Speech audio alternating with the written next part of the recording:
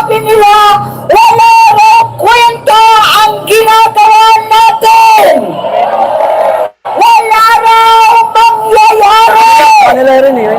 Wala raw bisa ito. We are one! Nakikita pala yung monetization? Ngunit dyan sila nagkakamali. Nakikita pala. Alas 7, aalis ang Pangulo.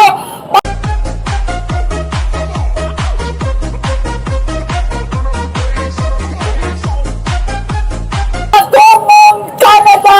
Buti malakas ang signal. Grado Ay, iba, wala. tayong lahat.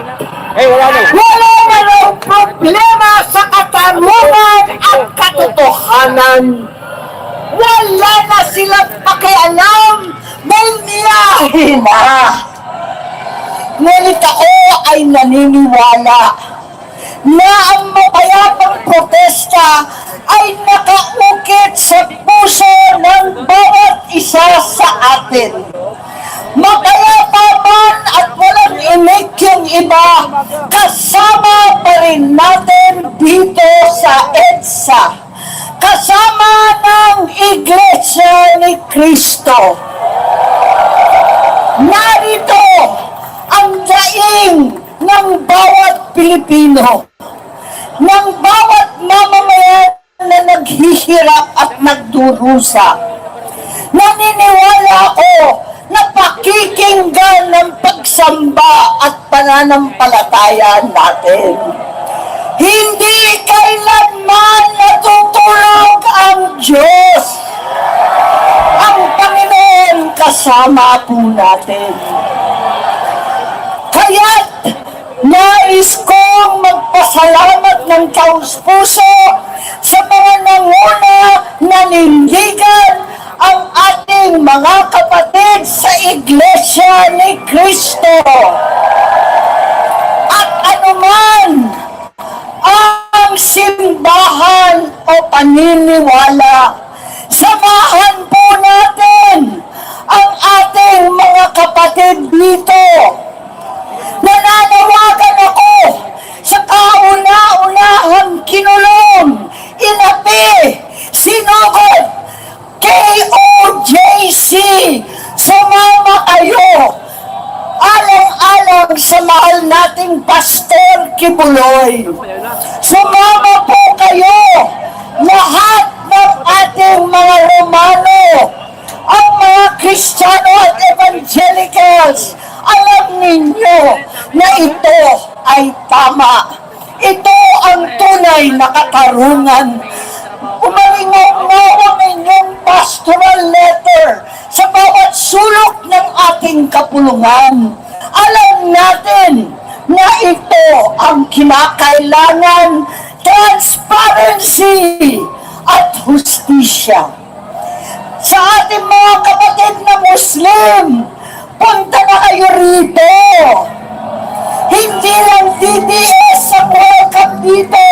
Lahat ng mga kapatid na Muslim, na mga bigo sa pangako ng halalan, bigo pa rin sa tunay na kalayaan para sa BARM at sa buong Muslim Mindanao.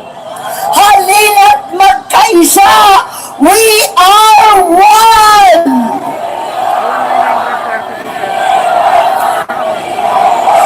Sa lahat na nagtatrabaho sa paligid ng Ortigas at Makati, mga nagsusumikap na middle class na ngayon naging mahirap na sangkahig santuka.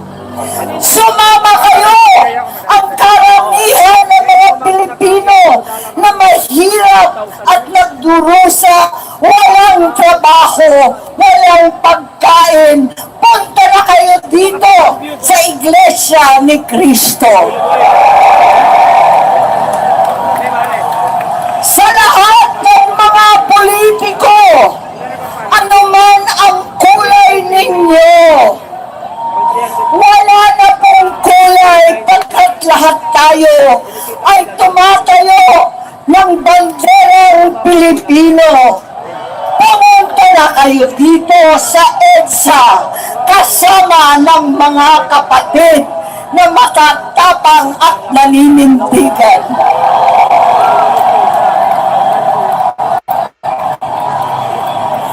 Pati na rin ang mga dating loyalista, Ilocano, Bisaya, saka Maynila at Catalogan, mga piko at laslas ang puso katulad ko. Hindi itong katiwalian, itong kabugtutan ang ating inasahan. At tulad ng sigaw ng tatay ko, ng tunay at iisang Pangulong Marcos noon, dekadang nakalipas, we are one Philippines, isang bansa, isang diwa. Magkaisa tayo kasama dito sa pamumuno ng Iglesia ni Cristo.